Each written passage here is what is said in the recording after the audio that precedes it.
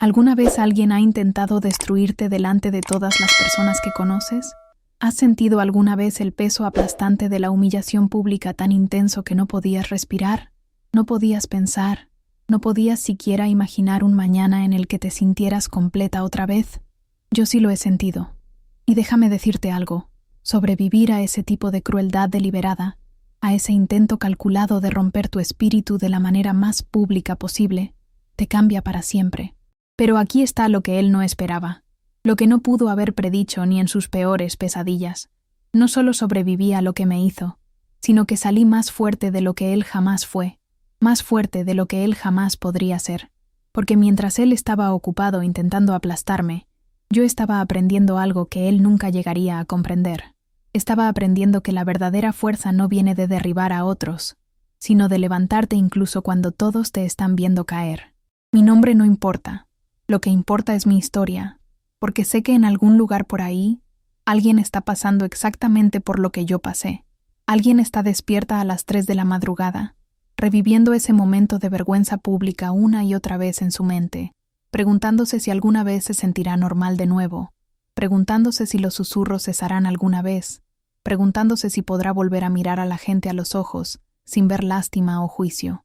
Esto es para ti. Esto es para cualquiera que haya sido derribada tan duramente que levantarse parecía imposible. Esto es para todos los que han sido traicionados por alguien en quien confiaban, alguien a quien amaban, alguien que creían que nunca los lastimaría de esa manera. Porque yo lo viví, lo sobreviví, y estoy aquí para decirte que no solo puedes superarlo, sino que puedes salir del otro lado mejor, más fuerte y más poderosa de lo que jamás imaginaste. Pero me estoy adelantando. Déjame llevarte al principio, al momento en que lo conocí por primera vez, porque entender cómo llegué a ese punto de devastación pública requiere entender quién era él, quién era yo, y cómo alguien a quien una vez amé más, que a nada pudo convertirse en la persona que intentó destruirme. Era un martes por la tarde a finales de septiembre, uno de esos días perfectos de otoño donde el aire es fresco y la luz lo toca todo de manera especial, haciendo que el mundo parezca tocado por la magia. Lo recuerdo porque los martes siempre fueron mi día favorito. Lo habían sido desde que era niña. Había algo en la mitad de la semana, esa sensación de impulso creciendo, de posibilidades extendiéndose hacia adelante. Estaba en una cafetería en el centro, de esas con paredes de ladrillo expuesto y muebles vintage, que no combinan del todo pero que de alguna manera funcionan perfectamente juntos. Tenía mi portátil abierto, trabajando en un proyecto que me apasionaba, completamente absorta en lo que estaba haciendo, lo cual probablemente es por lo que no lo noté al principio. Él estaba en el mostrador, pidiendo algo complicado, algo con múltiples modificaciones que hizo que la barista lo anotara todo cuidadosamente. Noté su voz primero, profunda y segura, el tipo de voz que llena una habitación sin intentarlo, que hace que la gente gire la cabeza y escuche. Cuando finalmente levanté la vista, él caminaba hacia el área de recogida, y nuestros ojos se encontraron por solo un segundo, pero fue suficiente. ¿Sabes cómo la gente habla de la química, de esa conexión instantánea que se siente eléctrica? Siempre pensé que eso era algo inventado para las películas, algo que no existía realmente en la vida real, pero lo sentí. Esa chispa, ese momento de reconocimiento, como si alguna parte de mí lo conociera aunque nunca nos habíamos visto antes. Él sonrió, una sonrisa lenta y confiada que arrugaba las comisuras de sus ojos, y me encontré sonriendo de vuelta, antes de poder pensarlo. Así fue como empezó todo, ¿sabes?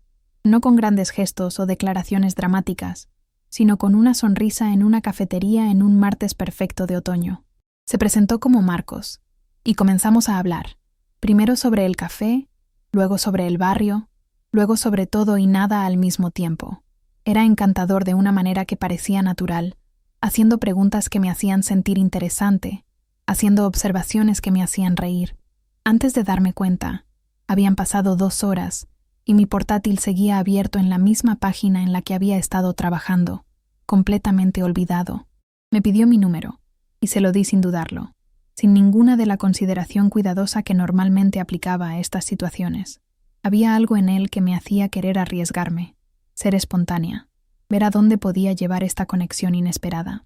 Esa noche me envió un mensaje, y hablamos hasta las 3 de la madrugada, compartiendo historias y sueños y miedos de la manera en que solo puedes hacerlo cuando estás conociendo a alguien, cuando todo es todavía nuevo y emocionante, y lleno de posibilidades. Durante las siguientes semanas, caímos en un patrón que se sentía perfecto, casi demasiado perfecto si soy honesta conmigo misma ahora. Las citas de café se convirtieron en cenas románticas. Las cenas se convirtieron en largos paseos por la ciudad.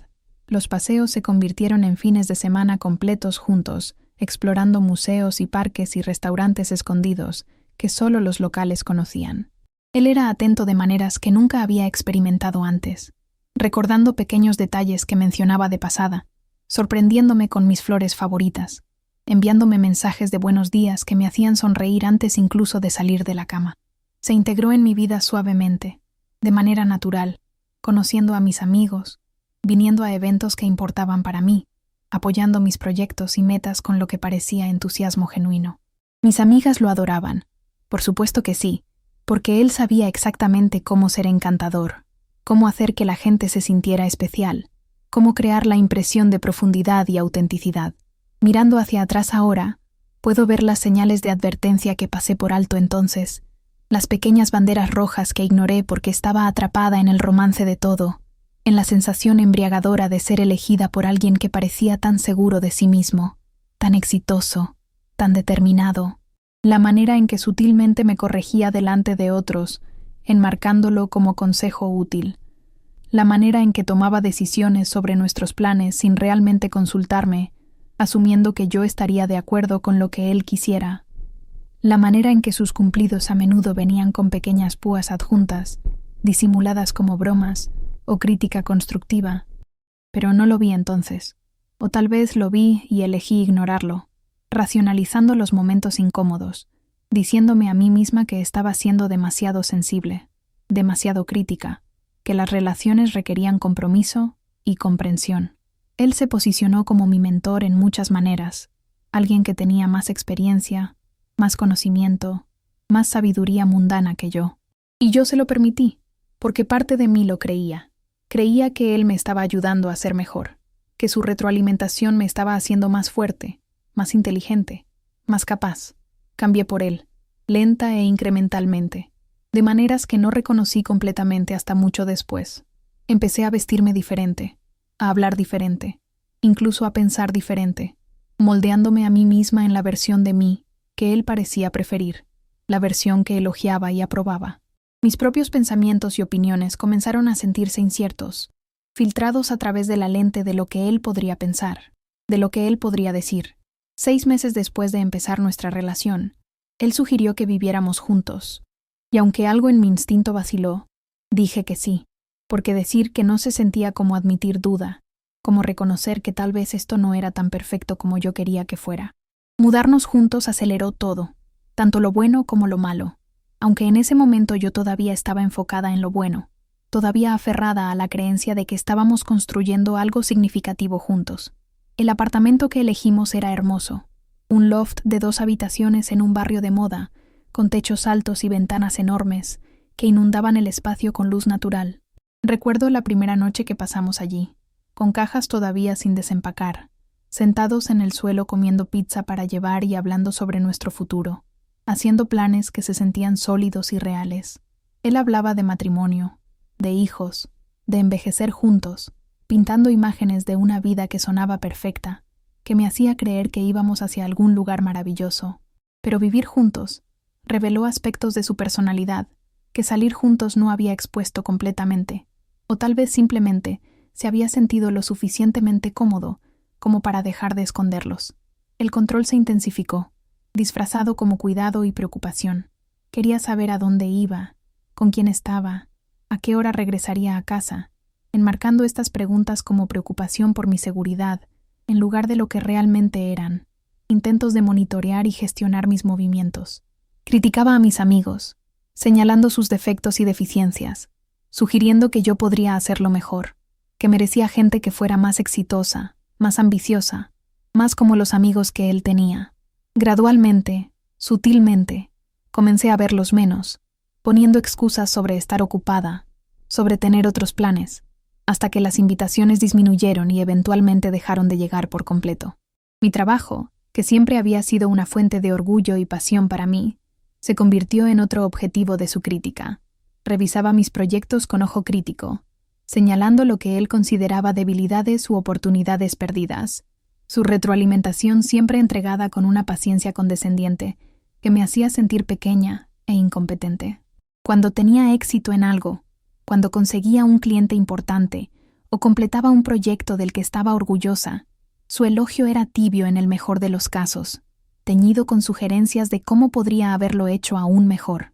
Y cuando luchaba o fallaba en algo, su decepción era palpable, expresada a través de suspiros pesados y comentarios sobre potencial desperdiciado. Empecé a dudar de mí misma de maneras en que nunca lo había hecho antes, cuestionando cada decisión, cada elección creativa, cada movimiento profesional. La persona confiada y capaz que había sido cuando lo conocí estaba siendo erosionada lentamente, reemplazada por alguien ansiosa e insegura, constantemente buscando aprobación y validación de alguien que la retenía como un medio de control. Nuestras discusiones se volvieron más frecuentes, más intensas, aunque seguían un patrón predecible. Él criticaba algo que yo había hecho o dicho. Yo intentaba defenderme o explicar mi perspectiva.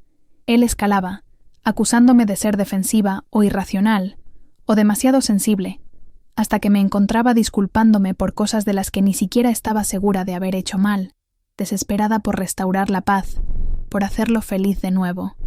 Y luego venía la reconciliación, dulce e intensa, donde me sostenía y me decía que me amaba, y que solo me presionaba porque veía tanto potencial en mí, porque quería que fuera la mejor versión de mí misma. Le creía cada vez, quería creerle, necesitaba creer que su dureza venía del amor en lugar de algo más oscuro. ¿Alguna vez has estado en una relación donde sentías que caminabas constantemente sobre cáscaras de huevo, nunca del todo segura de qué podría desencadenar el próximo conflicto? Cuéntamelo en los comentarios si te ha pasado, porque entender que no estaba sola en esta experiencia fue crucial para mi sanación. El aislamiento se profundizó mes a mes, mientras mi mundo se encogía para acomodar sus preferencias y demandas. Dejé de perseguir pasatiempos que él no aprobaba, dejé de sugerir actividades que no le interesaban, dejé de expresar opiniones que contradecían las suyas. Era más fácil, menos agotador, simplemente estar de acuerdo, seguir la corriente, moldearme en cualquier forma que mantuviera la paz y mantuviera su aprobación.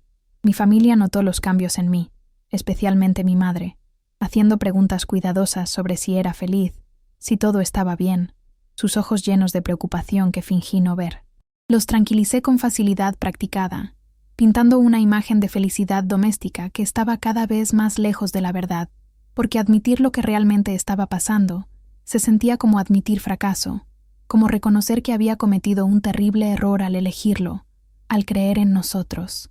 Lo realmente insidioso de este tipo de relación es lo gradualmente que sucede, cómo cada incidente individual parece manejable, explicable, sobrevivible, hasta que miras hacia atrás y te das cuenta de que has viajado kilómetros desde quien solías ser, desde la vida que solías tener, y ni siquiera recuerdas todos los pasos que te llevaron allí. Es como estar parada en el océano, sin notar la corriente que te aleja de la orilla hasta que miras hacia arriba y te das cuenta de que apenas puedes ver la playa. Ahí es donde yo estaba, perdida en la corriente, exhausta de luchar contra ella, empezando a preguntarme si tal vez así eran las relaciones, si tal vez mis expectativas habían sido poco realistas, si tal vez necesitaba esforzarme más para ser mejor, para ser suficiente para él. Entonces llegó la noche que cambió todo, el momento en que el control sutil y la crítica privada explotaron en algo mucho peor, algo público y deliberado, y diseñado para humillarme delante de todos los que conocía. Era un viernes por la noche en marzo, y estábamos asistiendo a una fiesta organizada por un colega suyo, alguien importante en su empresa, alguien a quien había estado intentando impresionar durante meses. La fiesta era en un lugar exclusivo en el centro, de esos con valet parking y código de vestimenta, lleno de gente exitosa con ropa cara bebiendo vino caro y haciendo conexiones que importaban para sus carreras. Marcos había sido particular sobre mi apariencia esa noche, más de lo habitual, criticando múltiples opciones de vestimenta antes de finalmente aprobar un vestido que me había comprado la semana anterior, algo más conservador y discreto de lo que yo habría elegido para mí misma. En la fiesta, él estaba en su elemento, encantador y carismático, trabajando la sala con facilidad practicada, y yo interpretaba mi papel como la pareja solidaria, sonriendo y asintiendo, y haciendo pequeña charla con gente cuyos nombres olvidaría para la mañana. Todo parecía estar bien, normal incluso según los estándares de estos eventos sociales corporativos que había aprendido a soportar. Estaba hablando con un pequeño grupo de personas, incluyendo la esposa del colega de Marcos, sobre un proyecto en el que estaba trabajando, algo que genuinamente me emocionaba, y por un momento olvidé monitorizarme a mí misma. Olvidé filtrar mi entusiasmo a través de la lente de lo que Marcos podría pensar. Era simplemente yo misma, como solía ser antes de él, animada y apasionada y completamente presente. Noté que él me estaba observando desde el otro lado de la sala, su expresión ilegible, pero no pensé mucho en ello. No entonces. La conversación continuó, y alguien me hizo una pregunta sobre mi trabajo, una pregunta reflexiva que mostraba interés genuino, y respondí honestamente, compartiendo no solo lo que estaba haciendo, sino por qué me importaba, qué esperaba lograr con ello.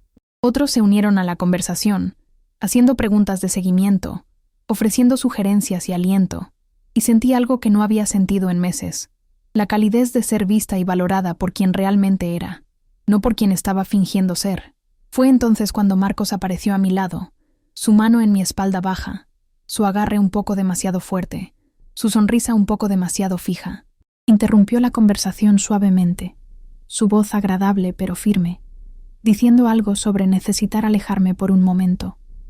Me disculpé del grupo, pensando que quería presentarme a alguien importante, pensando que esto era solo otra parte de la actuación de la noche, pero no me llevó a otro grupo de personas. Me llevó a una esquina relativamente tranquila, aunque todavía muy visible y al alcance del oído de la mayoría de la fiesta, y su expresión agradable desapareció como una máscara siendo removida. Su voz era baja pero áspera, sus palabras cuidadosamente elegidas como armas diseñadas para cortar profundo y preciso.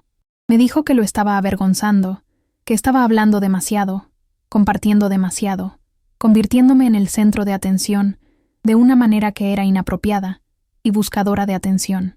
Dijo que lo estaba haciendo quedar mal, que sus colegas probablemente se estaban preguntando por qué estaba con alguien tan desesperada por validación, tan obviamente esforzándose demasiado. Cada palabra aterrizaba como un golpe físico, atontándome hasta el silencio, haciendo que mi cara ardiera de vergüenza y confusión. Intenté defenderme, intenté explicar que solo estaba teniendo una conversación, que la gente me había hecho preguntas y yo las estaba respondiendo, pero él me interrumpió, su voz haciéndose más fuerte, atrayendo la atención de la gente cercana. Dijo que estaba siendo defensiva de nuevo, probando su punto, incapaz de aceptar crítica constructiva sin poner excusas. Dijo que este era exactamente el problema, que no podía simplemente escuchar y aprender, que siempre tenía que discutir, siempre tenía que hacer todo sobre mí. La gente definitivamente estaba mirando ahora, las conversaciones a nuestro alrededor muriendo mientras la atención de todos se volvía hacia nuestra esquina, hacia la escena incómoda que se desarrollaba frente a ellos. Podía sentir sus ojos sobre nosotros, podía sentir el cambio en la energía de la sala, la manera en que la gente intentaba fingir que no estaban mirando mientras absolutamente miraban, la manera en que intercambiaban miradas entre ellos, comunicando silenciosamente su shock e incomodidad. Mi garganta se cerró, las lágrimas ardiendo detrás de mis ojos, pero las combatí porque llorar solo haría esto peor. Solo probaría cualquier punto que él estuviera tratando de hacer. Continuó, su voz ahora lo suficientemente alta como para que no hubiera forma de fingir que nadie cerca no podía escucharlo, desmantelándome sistemáticamente delante de toda esta gente, estos extraños y conocidos y colegas profesionales suyos. Sacó cosas que le había contado en privado, vulnerabilidades que había compartido en momentos de intimidad, torciéndolas en evidencia de mi inadecuación, mi necesidad, mi rompimiento fundamental.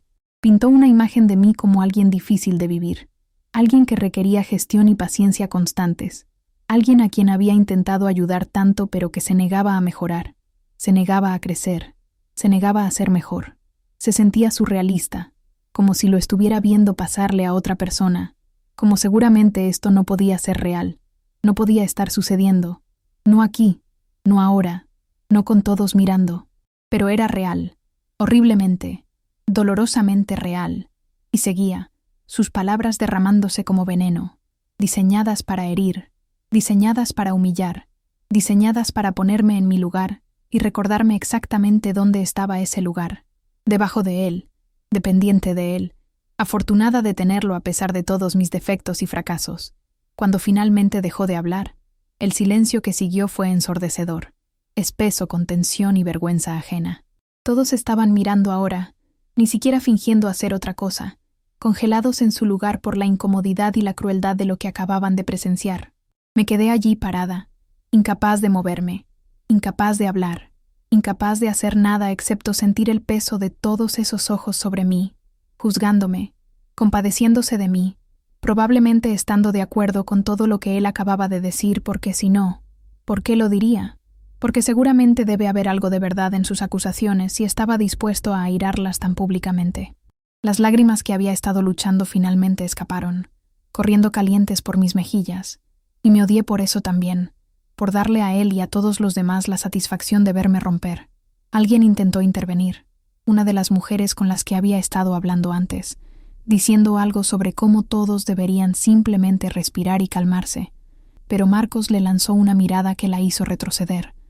Dejó claro que esto no estaba abierto a participación externa. Se volvió hacia mí, y por solo un segundo, vi algo en sus ojos que me heló hasta la médula. Satisfacción. Estaba disfrutando esto. Este no era un estallido de ira o una pérdida de control. Esto era calculado, deliberado, diseñado para lograr exactamente lo que estaba logrando. Me estaba aplastando públicamente, metódicamente, conscientemente, y estaba disfrutando verme romper bajo el peso de ello. No recuerdo haber dejado la fiesta. No recuerdo la caminata al coche o el viaje a casa, mi mente misericordiosamente apagándose para protegerme de la fuerza completa de lo que acababa de suceder. Sé que Marcos condujo, sé que no hablamos, sé que el silencio en ese coche era pesado con cosas no dichas, y cosas que nunca podrían ser no dichas. Cuando llegamos de vuelta al apartamento, nuestro apartamento que de repente se sentía como su apartamento, como un espacio que simplemente se me permitía ocupar, él no se disculpó. No reconoció lo que había hecho, ni siquiera pareció reconocer que algo inusual había ocurrido. Se preparó para dormir con su rutina normal, cepillándose los dientes y poniendo su alarma y metiéndose bajo las sábanas como si fuera cualquier otro viernes por la noche, como si no me hubiera visera delante de una sala llena de gente. Me quedé en el baño, mirando mi reflejo en el espejo, apenas reconociendo a la persona que me miraba de vuelta. Mi maquillaje estaba corrido por el llanto. Mis ojos estaban rojos e hinchados, pero era más que eso. Me veía hueca, derrotada, como si algo esencial hubiera sido sacado de mí y no quedara nada excepto el cascarón. Pensé en llamar a alguien, a mi madre, o a mi mejor amiga de la universidad con quien no había hablado en meses. Pero ¿qué diría siquiera? ¿Cómo explicaría lo que había pasado? ¿Cómo les haría entender que esta no era la primera vez que había sido cruel, solo la primera vez que lo había hecho tan públicamente? Y debajo de eso, la verdad vergonzosa que no quería admitir a nadie. Apenas quería admitir a mí misma. Parte de mí se preguntaba si él tenía razón. Parte de mí se preguntaba si había sido demasiado ruidosa, demasiado buscadora de atención, demasiado vergonzosa. Parte de mí había sido condicionada tan completamente durante el último año a dudar de mí misma, a aceptar su versión de la realidad sobre mi propia percepción, que incluso ahora, incluso después de ser humillada así, estaba cuestionando si tal vez lo merecía. Eso es lo que este tipo de relación te hace, ¿sabes? Reconecta tu cerebro, te hace cuestionar tu propia realidad, te hace interiorizar la crítica y el abuso hasta que te conviertes en tu peor enemiga, en tu crítica más dura, haciendo su trabajo por ellos incluso cuando no están cerca. Dormí en el sofá esa noche, diciéndome a mí misma que era porque no quería molestarlo, pero realmente era porque no podía soportar estar cerca de él, no podía aguantar el pensamiento de su proximidad, su respiración, su cuerpo en la misma cama. Me quedé allí en la oscuridad, reproduciendo la noche una y otra vez, cada reproducción haciéndome sentir peor, más pequeña, más inútil. El fin de semana que siguió fue un tipo especial de tortura. Marcos actuó como si nada hubiera pasado, como si el viernes por la noche ya estuviera olvidado, irrelevante, no digno de discusión. Estaba alegre incluso, haciendo el desayuno el sábado por la mañana, sugiriendo que fuéramos a ver una película esa tarde, tratándome con una casualidad afectuosa que se sentía como gaslighting, como si su negativa a reconocer lo que había hecho estuviera diseñada para hacerme cuestionar si había sucedido de la manera que recordaba. Pero yo no podía olvidar, no podía superarlo, no podía fingir que todo era normal. Cada vez que cerraba los ojos, veía esas caras en la fiesta, toda esa gente mirándome ser destrozada, juzgándome, probablemente hablando de mí ahora mismo, probablemente compartiendo la historia de la escena dramática que habían presenciado, probablemente riéndose de ello durante su brunch del domingo. La vergüenza era abrumadora, sofocante, haciendo difícil respirar, difícil pensar en otra cosa. Dejé de comer, mi estómago en nudos constantes, la comida sabiendo a ceniza en mi boca. Dejé de dormir adecuadamente, despierta durante horas, mi mente acelerada con pensamientos que no podía controlar. Dejé de salir del apartamento, poniendo excusas sobre no sentirme bien, sobre tener trabajo que hacer, sobre solo querer un fin de semana tranquilo en casa. La verdad era que no podía enfrentar el mundo. No podía imaginar encontrarme con alguien que había estado en esa fiesta. No podía soportar el pensamiento de ver lástima o juicio, o peor, curiosidad en sus ojos. El lunes llegó, y llamé para reportarme enferma al trabajo, algo que nunca hacía, algo que debería haber sido una señal clara de que no estaba bien, de que algo estaba seriamente mal. El martes llegó e hice lo mismo. Marcos expresó preocupación, pero se sentía performativa, como si estuviera pasando por las mociones de ser una pareja cuidadosa sin realmente cuidar, sin realmente querer entender qué estaba pasando dentro de mí. Para el miércoles, sabía que no podía seguir escondiéndome en el apartamento para siempre. No podía seguir evitando la realidad, pero tampoco sabía cómo enfrentarla. Cómo volver a salir a un mundo donde la gente sabía lo que había pasado, donde mi humillación era conocimiento público. ¿Alguna vez te has sentido tan avergonzada de algo que no podías imaginar mostrar tu cara en público de nuevo? Dímelo en los comentarios, porque ese aislamiento, esa sensación de estar fundamentalmente expuesta y avergonzada, fue una de las partes más difíciles de lo que vino después. Los susurros comenzaron casi inmediatamente, filtrándose de vuelta a mí a través de redes sociales y conocidos mutuos que no sabían cuánto me estaban lastimando con sus chequeos bien intencionados. La gente había hablado sobre la fiesta, sobre la escena, sobre lo que Marcos había dicho, y cómo yo simplemente me había quedado allí aguantándolo, llorando pero sin defenderme, sin pelear. Algunas personas expresaron simpatía, diciendo que era inapropiado de su parte airear quejas personales tan públicamente, pero otros parecían ponerse de su lado, sugiriendo que debía haber algo en sus quejas, si se sentía lo suficientemente fuerte como para abordarlas de esa manera. La narrativa se me estaba escapando, siendo formada y reformada por gente que no conocía la historia completa, que no entendía el contexto, que estaba formando opiniones basadas en un solo momento dramático en lugar del deterioro lento de nuestra relación que había llevado a ello. Mi teléfono vibraba constantemente esos primeros días, mensajes de gente de la que no había sabido en meses de repente, contactándome con preguntas, apenas disfrazadas como preocupación. Gente que quería el chisme más de lo que querían ayudar, gente que veía mi dolor como entretenimiento. Dejé de responder, dejé de revisar mis mensajes. Eventualmente apagué mi teléfono completamente, porque no podía lidiar con ello.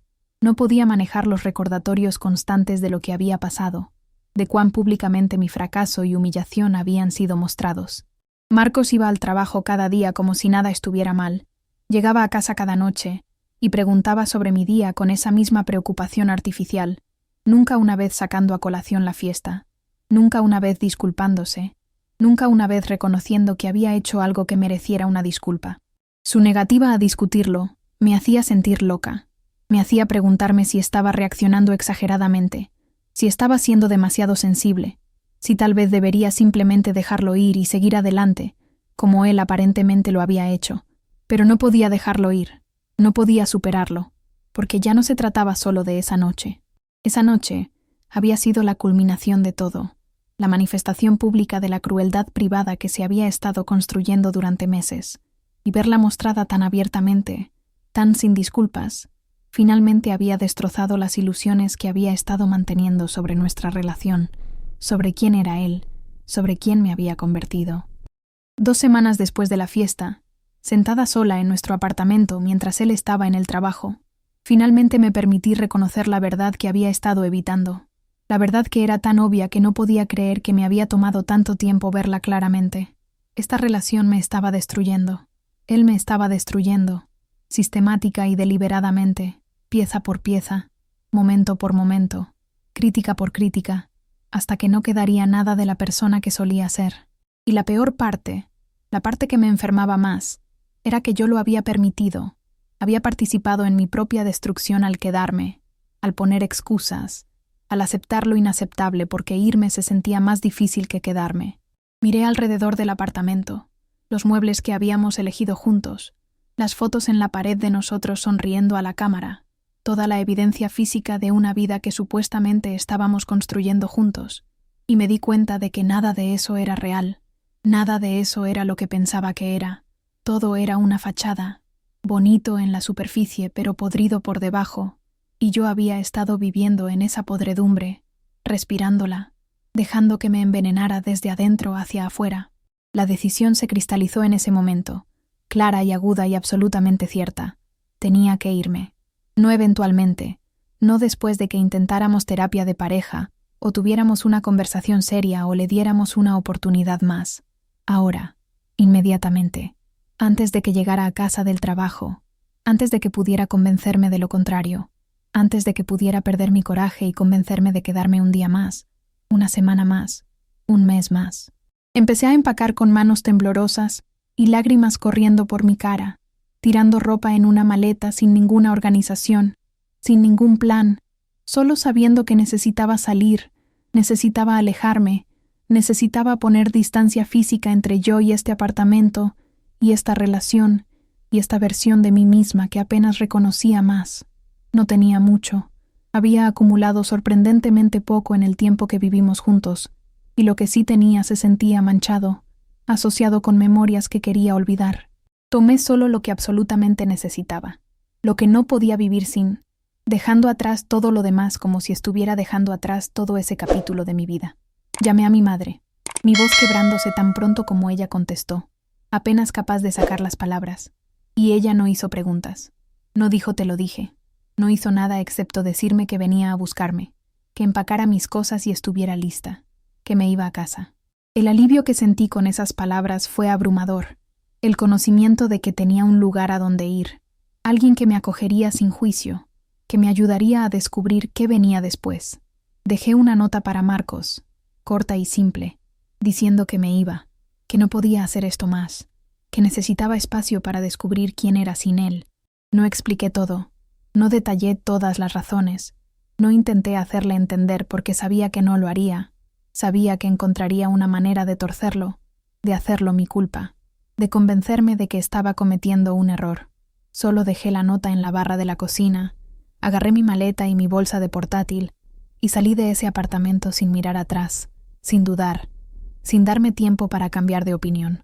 Mi madre me recogió en la acera, y subí a su coche y finalmente me permití desmoronarme completamente, sollozando tan fuerte que no podía respirar, dejando salir todo el dolor y la vergüenza y la ira, y el duelo que había estado guardando dentro durante tanto tiempo. Ella condujo en silencio, una mano en el volante y una mano sosteniendo la mía, dejándome llorar, dejándome romper, sabiendo que a veces eso es exactamente lo que alguien necesita. Permiso para desmoronarse sin tener que explicar o justificar o mantenerlo junto. Volver a mi casa de infancia se sentía como viajar en el tiempo, como regresar a una versión de mí misma que existía antes de Marcos, antes de la relación, antes de que aprendiera cómo se sentía ser sistemáticamente destrozada por alguien que decía amarte. Mi vieja habitación estaba exactamente como la había dejado cuando me mudé años atrás, congelada en el tiempo, un museo de mi yo más joven. Y me metí en mi vieja cama esa primera noche, y dormí durante 14 horas seguidas, mi cuerpo finalmente relajándose lo suficiente para descansar, sabiendo que estaba segura, sabiendo que él no podía alcanzarme aquí. Los días que siguieron fueron un borrón de dormir y llorar, y lenta, cuidadosamente comenzar a procesar lo que había pasado, lo que había pasado, lo que había sobrevivido. Mi madre me dio espacio, pero también se aseguró de que comiera, se aseguró de que me levantara de la cama, se aseguró de que no desapareciera completamente en mi duelo y vergüenza. No me presionó para hablar de ello hasta que estuve lista. Y cuando finalmente estuve lista, Cuando las palabras finalmente comenzaron a salir, ella escuchó sin interrupción, sin juicio, su cara reflejando el horror de lo que estaba describiendo, validando mi experiencia de una manera que desesperadamente necesitaba.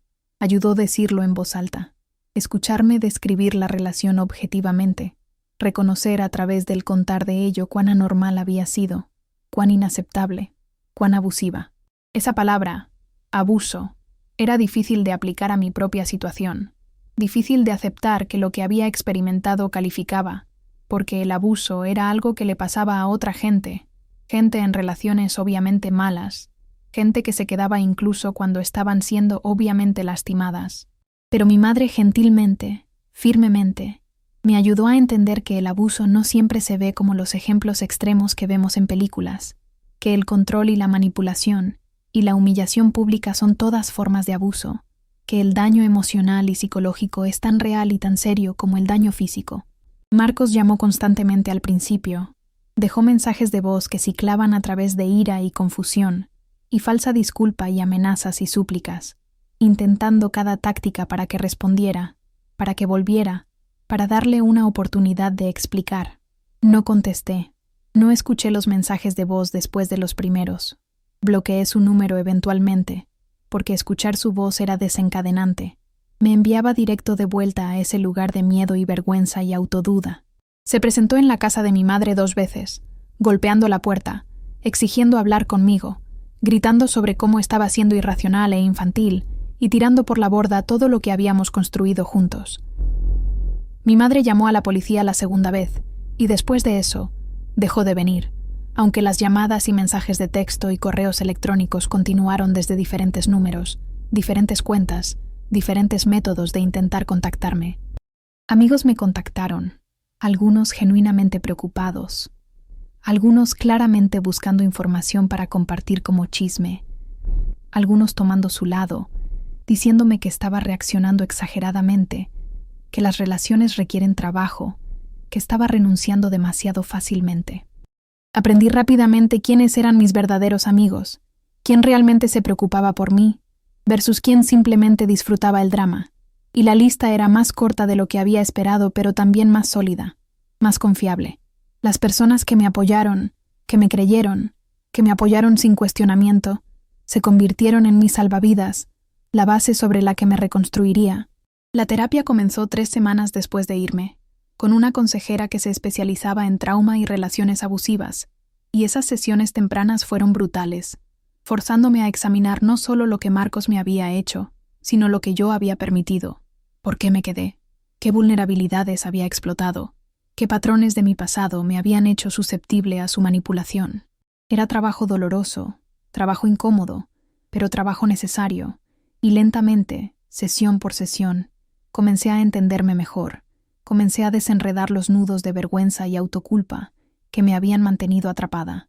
Mi terapeuta me ayudó a entender que ser objetivo de alguien como Marcos no era un fracaso personal, que las personas manipuladoras son hábiles en identificar y explotar a personas empáticas y compasivas que quieren creer lo mejor en otros, que quieren ayudar, que quieren amar.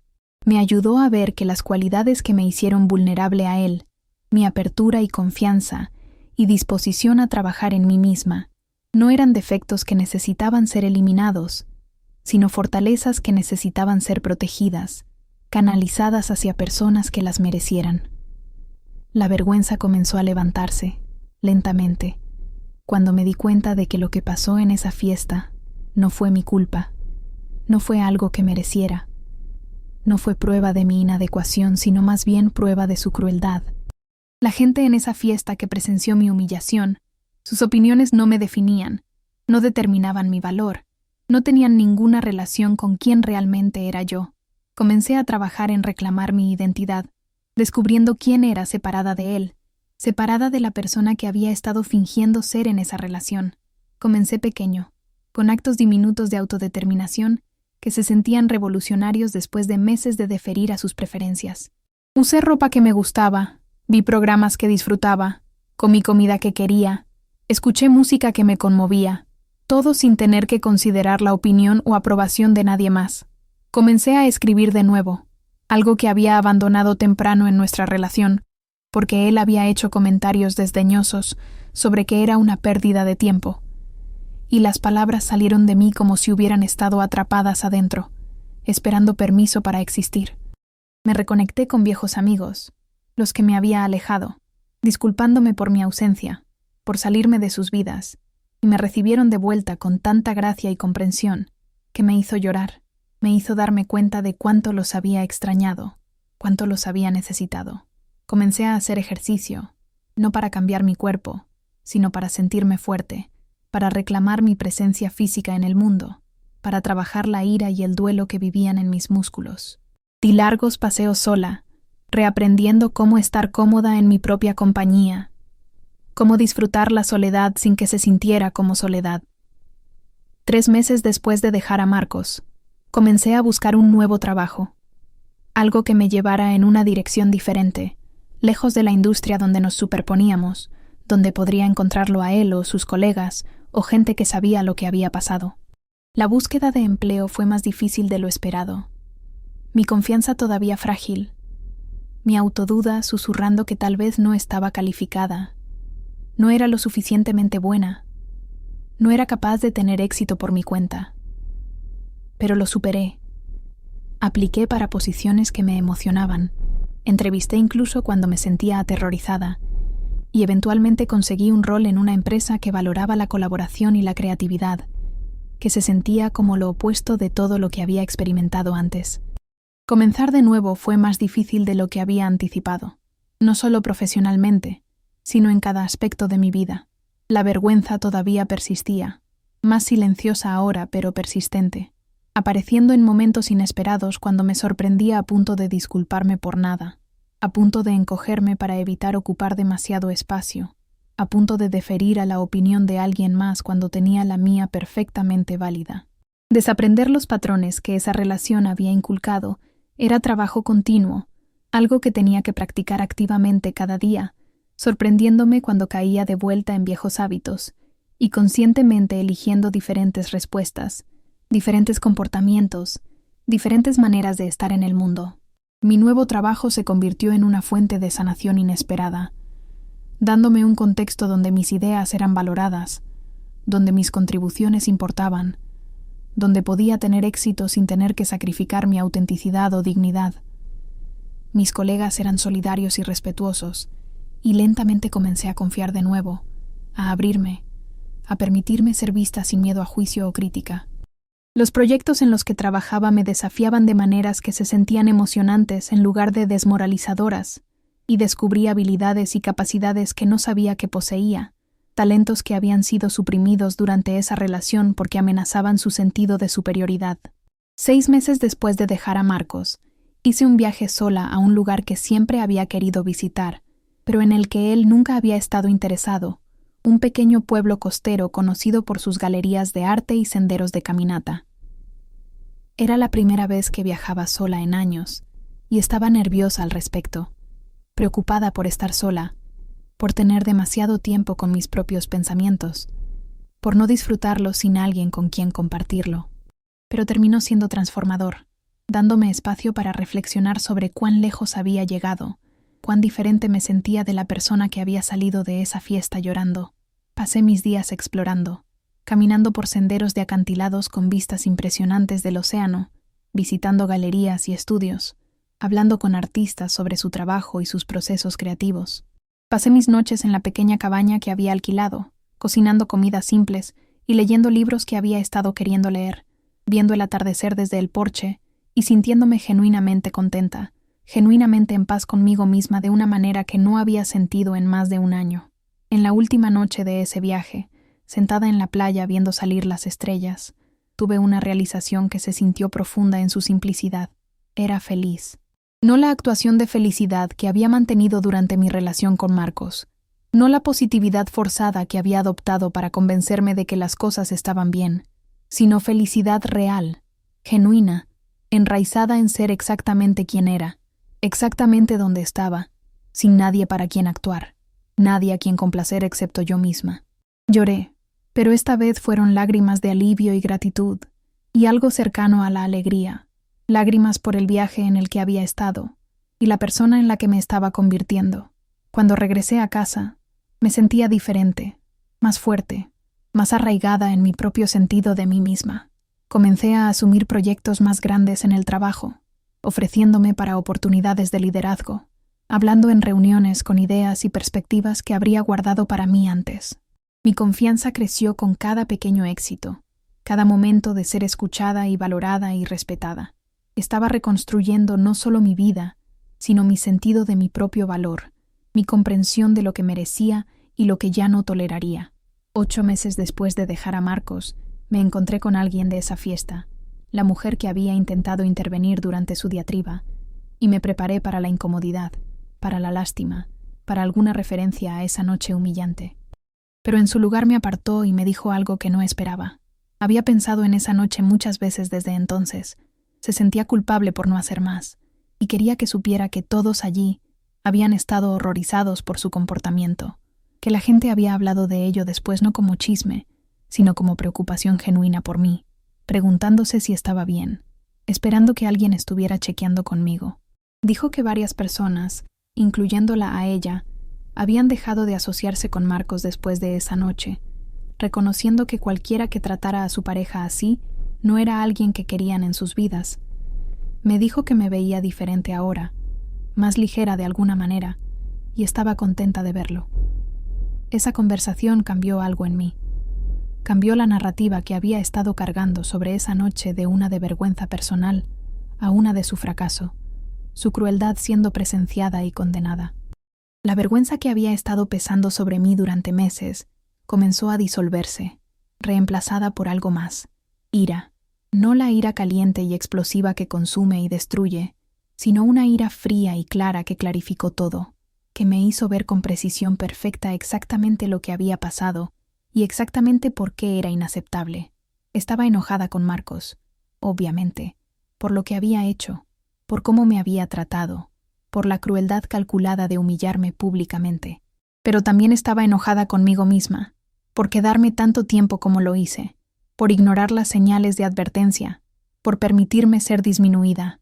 Esa ira, apropiadamente canalizada, se convirtió en combustible, se convirtió en motivación, se convirtió en la energía que necesitaba para no solo reconstruir mi vida, sino construir algo mejor de lo que había tenido antes.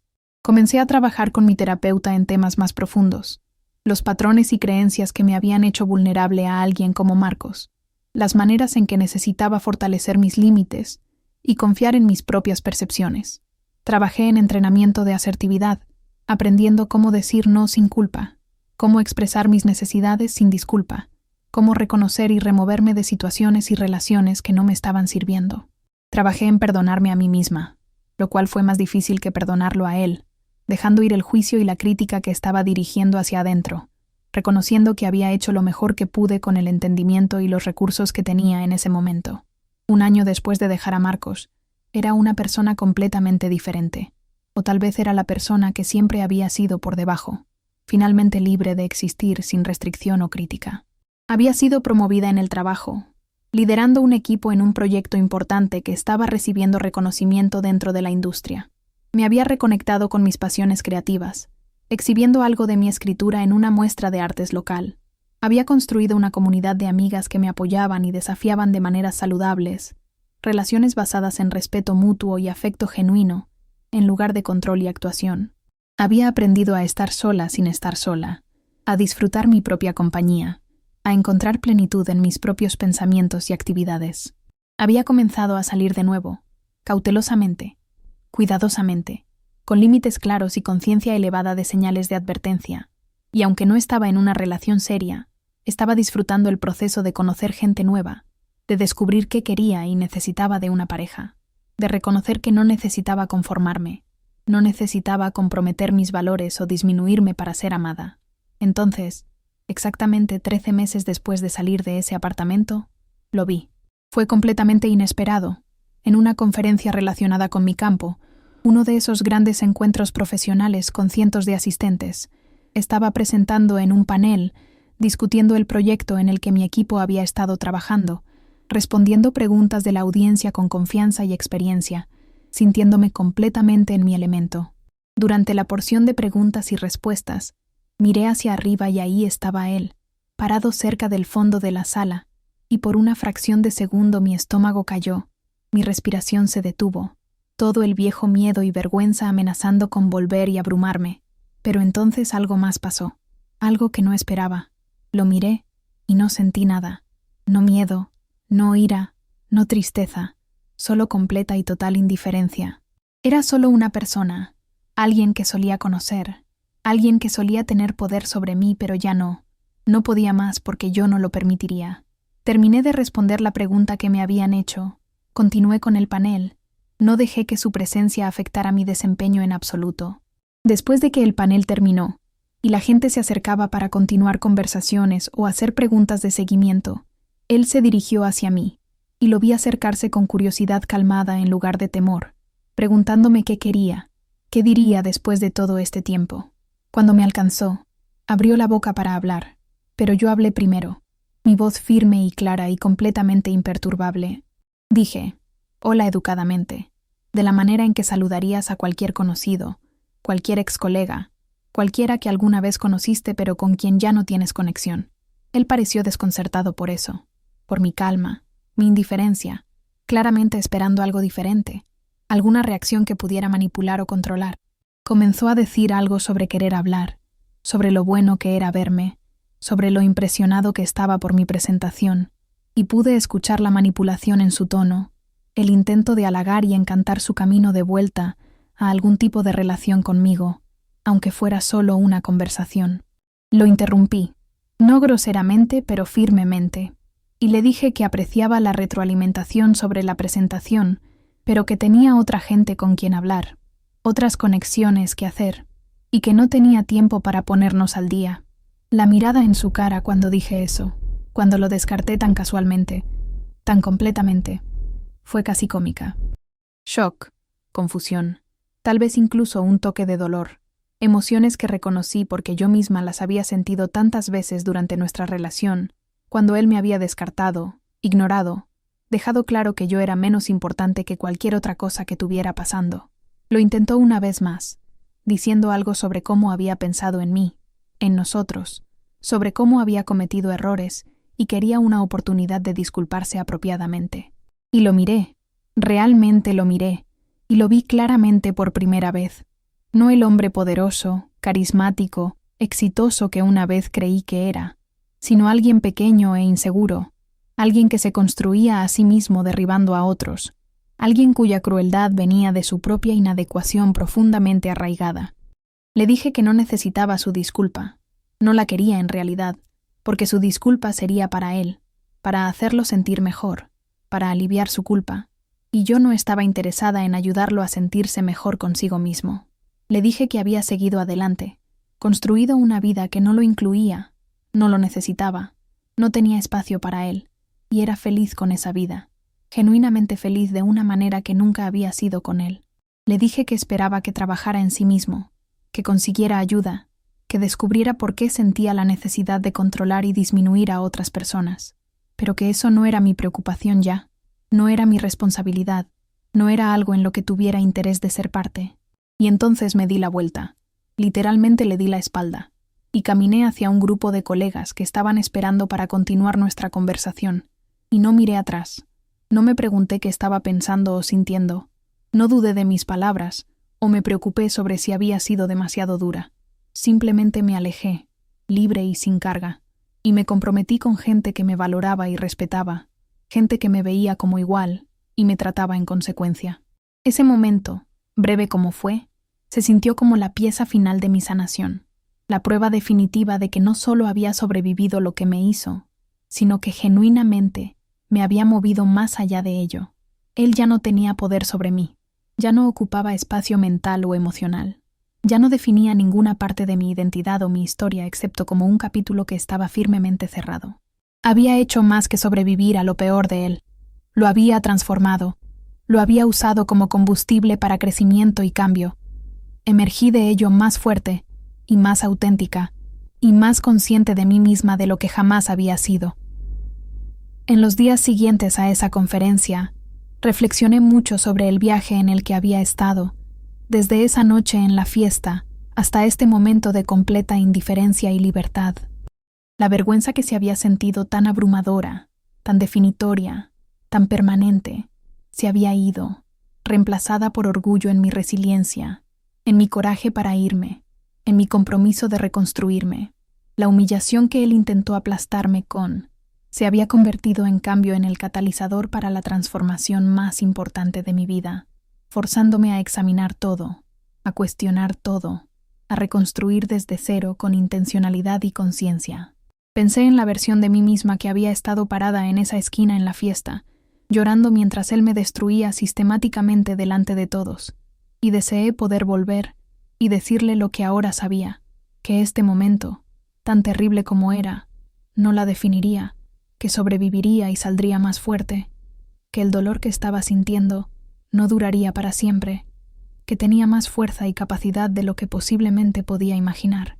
Pensé en todos los momentos intermedios, el trabajo duro de terapia, la reconstrucción lenta de confianza, la práctica de establecer límites y confiar en mi propio juicio, el coraje que tomó intentar de nuevo, permanecer abierta a la vida y la posibilidad a pesar de haber sido lastimada tan mal. Nada de ello había sido fácil, pero todo había valido la pena, había sido necesario, me había llevado a este lugar de paz genuina y autoaceptación. Comencé a pensar en cómo compartir esta historia, sobre si mi experiencia podría ayudar a alguien más que pudiera estar pasando por algo similar, que pudiera estar atrapada en una relación como yo estaba, que pudiera estar luchando por irse, o por reconstruirse o por creer que las cosas podrían mejorar. Eso es lo que me llevó aquí, a compartir esto contigo, porque sé cuán aislante se siente pasar por algo como esto, cuánto ayuda a escuchar de alguien que ha estado ahí, que entiende, que lo logró hasta el otro lado. Si estás viendo esto y te reconoces en mi historia, si estás en una relación donde estás siendo controlada o manipulada o disminuida, si has sido humillada públicamente o destrozada en privado por alguien que dice amarte, necesito que sepas esto. No es tu culpa, no lo mereces, y puedes irte. Sé que irse se siente imposible, sé que es aterrador, sé que parece más fácil quedarse y esperar que las cosas mejoren, pero no mejorarán, no sin que tomes acción, no sin que priorices a ti misma sobre la relación. Mereces ser tratada con respeto y amabilidad y dignidad, siempre, sin excepciones, sin importar qué.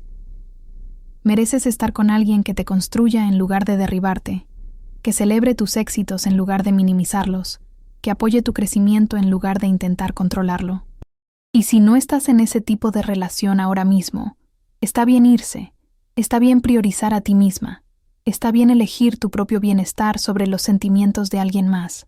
Si ya te fuiste, si estás en la fase de reconstrucción como yo estaba, quiero que sepas que lo que estás sintiendo es normal, que la vergüenza y la duda y el miedo disminuirán con el tiempo, que la sanación no es lineal pero es posible. Sigue yendo a terapia si puedes. Sigue reconectando con gente que genuinamente se preocupa por ti. Sigue haciendo las pequeñas cosas que te traen alegría y te recuerdan quién eres fuera de esa relación. Sé paciente contigo misma. Sé amable contigo misma.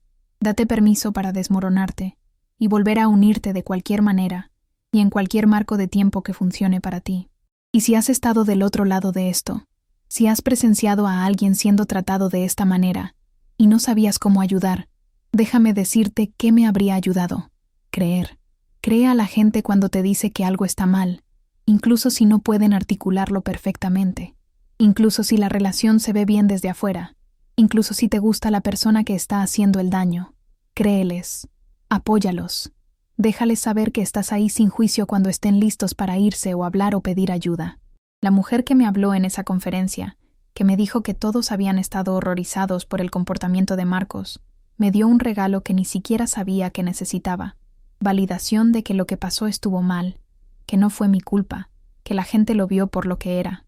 Entender el contenido de esta historia, realmente entender las dinámicas del abuso emocional y la manipulación, es crucial porque a menudo es invisible desde afuera, a menudo negado o minimizado por las personas que lo experimentan, a menudo descartado por la sociedad como solo problemas de relación, en lugar del daño serio que realmente es. Si esta historia resonó contigo, si tocó algo en tu corazón, o te recordó tus propias experiencias, o abrió tus ojos a dinámicas que no habías reconocido antes, por favor deja un like en este video. Ese like me dice que este contenido importa, me dice que hay otros ahí afuera que necesitan escuchar estas historias, que se benefician de saber que no están solos.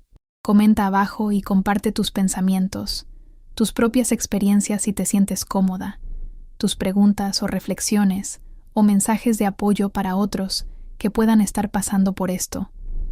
Esta comunidad, estos comentarios, esta conexión entre personas que entienden, puede ser increíblemente poderosa y sanadora. Suscríbete a Desde mi Mirada para más historias como esta. Historias reales de personas reales que sobrevivieron experiencias que pudieron haberlas destruido, pero que en su lugar las hicieron más fuertes. Activa la campanita de notificaciones para que nunca te pierdas una nueva historia, porque nunca sabes cuál podría ser exactamente lo que necesitas escuchar en el momento exacto. Gracias por escuchar mi historia, por estar aquí, por ser parte de esta comunidad. Recuerda que eres más fuerte de lo que sabes, más valiente de lo que piensas, y capaz de sobrevivir y prosperar más allá de cualquier desafío que estés enfrentando. Tu historia no ha terminado, y la mía tampoco. Todavía las estamos escribiendo, todavía creciendo, todavía convirtiéndonos en las personas que siempre estuvimos destinadas a ser, y eso es algo que vale la pena celebrar, algo que merece ser compartido con el mundo, algo que puede inspirar a otros a encontrar su propia fuerza y su propio camino hacia la sanación y la libertad.